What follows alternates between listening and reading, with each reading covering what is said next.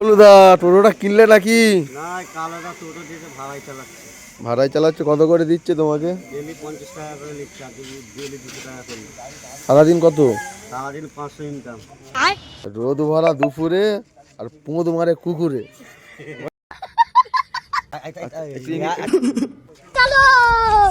A few moments later.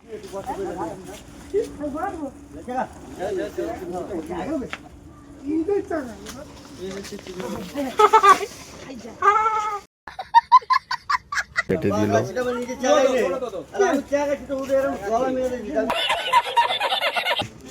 বলো, হ্যাঁ বলো, হেসে থাকবো।